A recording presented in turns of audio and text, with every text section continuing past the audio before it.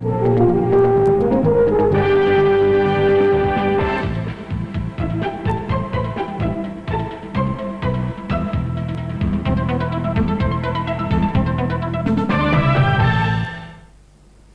evening and thanks for tuning in. Deputies to the 10th session of the 10th National Assembly today started the Q&A session under the chairmanship of National Assembly Chairman Nguyễn Văn An. Finance Minister Nguyễn Sinh Hùng, Minister of Agriculture and Rural Development Lê Huy Ngọ, and Deputy Prime Minister Nguyễn Công Tạn answered questions raised by the deputies. In the morning, Finance Minister Nguyễn Sinh Hùng answered queries by National Assembly deputies on urgent tax, foreign debt and state budget allocation issues. Minister Hùng announced that total foreign debt owed by the government and businesses amounted to more than $12 billion, over 38% of the country's gross domestic product. According to international standards, the rate is acceptable for a developing country like Vietnam. On huge losses on the course of refunding of value-added tax in the recent past, Minister Hùng admitted the responsibility of his ministry. In the coming period, the taxation and finance sector will tighten supervision of businesses' vouchers and apply severe administrative punishments to businesses violating tax laws. Concerning tax exemption and reduction in agriculture, forestry and fisheries, Minister Hùng affirmed that the government has given these sectors preferential treatment and will chart new preferential policies. Minister Hùng also answered questions about reduction of administrative spending, preferential bank loans and credits, financial autonomy given to public hospitals, repayment for the people's donations to build high-voltage power systems, and the Finance Ministry's responsibility for misuse of local budgets. Questions raised to Minister of Agriculture and Rural Development Lê Huy Ngọ in the afternoon focused on three major issues. On the issue of agricultural restructure, Minister Ngọ said that thanks to certain appropriate measures, Vietnam attained significant achievements in maintaining high food output, increasing fruit tree growing areas to 500,000 hectares, and promoting agricultural product processing industry. The minister also pointed out several shortcomings, such as a slow progress in restructuring process, low quality and high prices of agricultural products, and controlled production of animals and trees. Concerning the 5 million hectare forest growing program, Minister Ngọ said that the program should be sped up to meet the time schedule.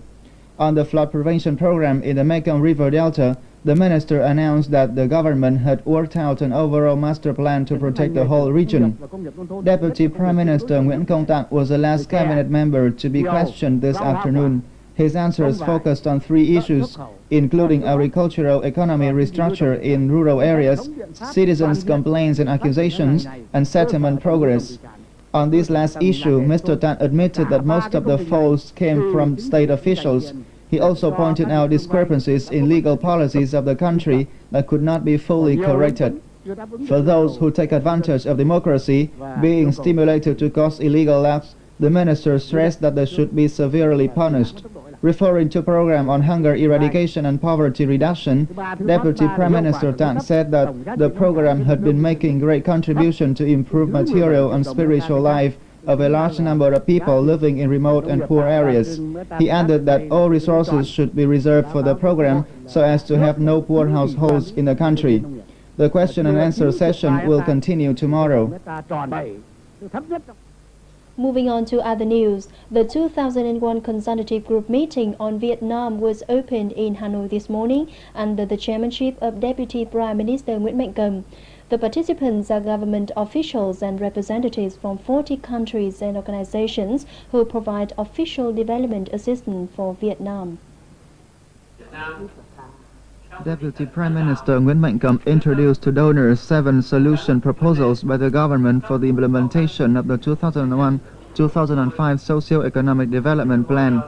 The 5-year plan focuses on consistent implementation of multi-sectoral economic policies, comprehensive development of market mechanism, enforcement of budget management, improvement of legal system, expansion of external economic cooperation, and promotion of administrative and legal reforms. The Deputy Prime Minister said he hoped donors would help the government map out the most feasible solutions. During their 2-day meeting, the 40 donors will discuss measures to develop the Vietnamese economy this year and contribute ideas to help Vietnamese government realize the plan. In the various reports that have been generated, what is clearly evident is that good progress is being achieved. What is also, I think, being indicated by the donor community is that Vietnam faces very major challenges, particularly in the light of the difficulties and uncertainties in the global economic environment. The leaders here have mapped out a very comprehensive agenda, both of reforms, of development objectives. It needs to ensure that it continues to pursue the implementation of these with greater effectiveness. Tomorrow, the donors will evaluate Vietnam's demand in the coming time to decide on the amount of money to be donated to the country next year.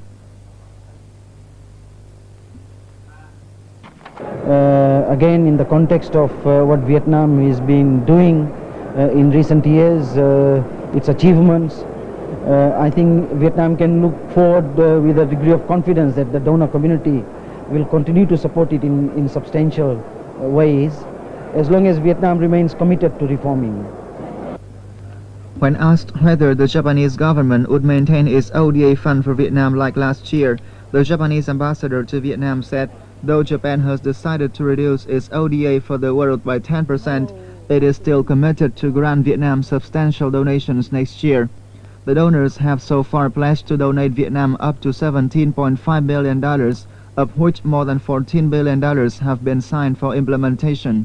The money will be spent mainly on infrastructural improvement, hunger eradication, poverty reduction, and assistance to reform programs. And turning to some other news in brief.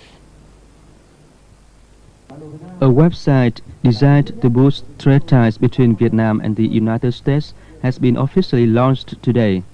Information on 30,000 American businesses who are seeking Vietnamese partners and some 20,000 Vietnamese enterprises capable of exporting goods to the U.S. are now available at www.bvom.com. This free webpage also provides various information about Vietnam.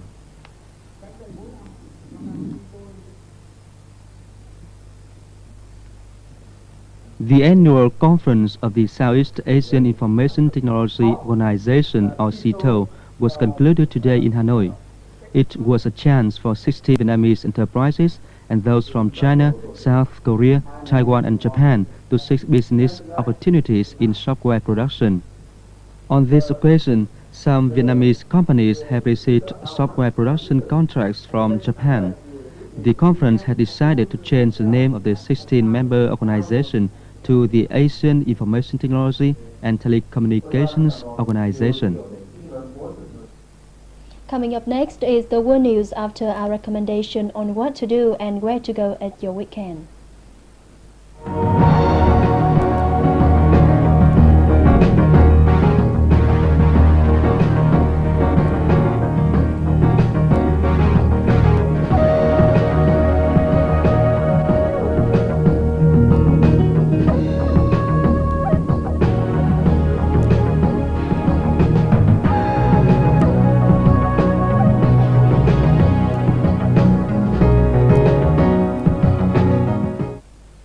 Anti-Taliban forces launched the final assault on Thursday in the foothills of the Tora Bora cave complex as psychological warfare leaflets offering a reward for the capture of Osama bin Laden rained down from the skies. Touring around in open-back pickup trucks, the ragtag forces opposed to the Taliban were on the lookout for so-called Arabs, non-Afghan forces sympathetic to bin Laden. The UN Security Council unanimously endorsed on Thursday the Bonn Agreement among anti-Taliban Afghans to form an interim government and called on all factions to cooperate in restoring peace to the shattered Central Asian nation.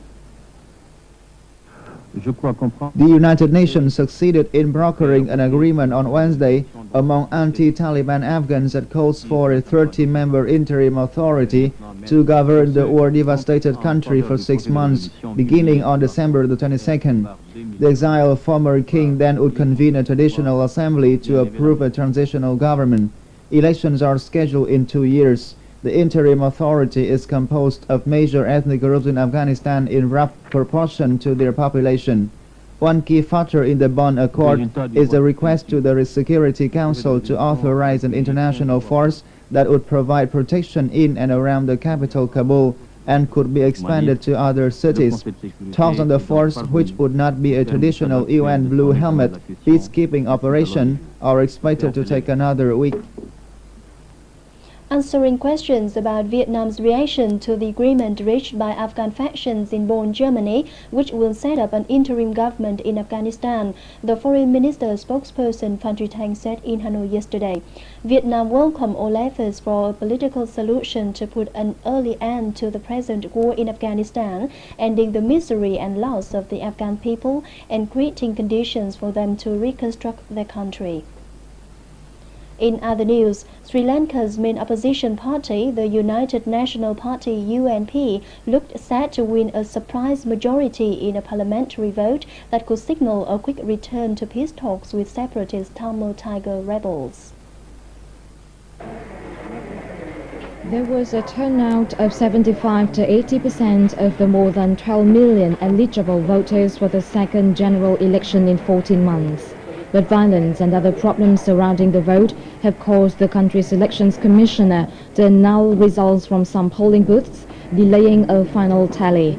Unofficial results from 13 of the country's 22 electoral districts show on Thursday that the UNP has surged ahead with 48% of the vote to about 39 for President Chandrika Kunmatunga's People's Alliance.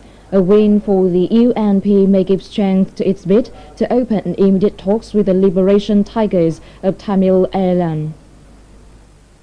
And to round up, let's check the global weather forecast for tomorrow.